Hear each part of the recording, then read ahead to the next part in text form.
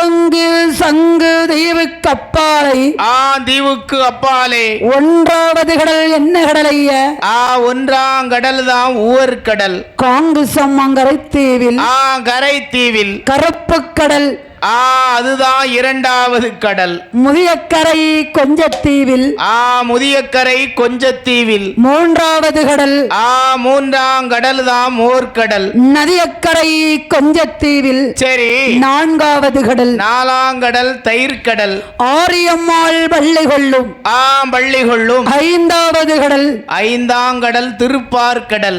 நாடியதோர் மரகதத்தில் நல்ல தண்ணீர் ஆறாவது கடல். நல்ல தண்ணீர் ஆறாங்கடல். இத்தனையும் சூழ்ந்திருக்கும் இத்தனையும் சூழ்ந்திருக்கும் ஏழாங்கடல்.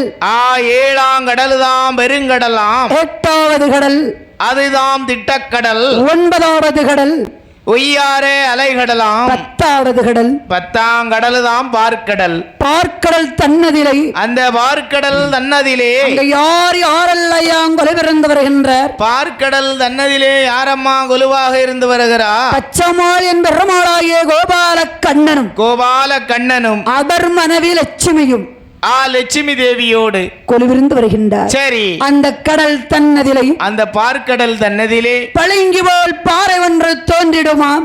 பளிங்கு போல் பாறை ஒன்று தோன்றிடுமாம். பளிங்குமாம் பாறையிலே அந்த பளிங்குமாம் பாறையிலே கமலம் என்ற திருச்சுனை.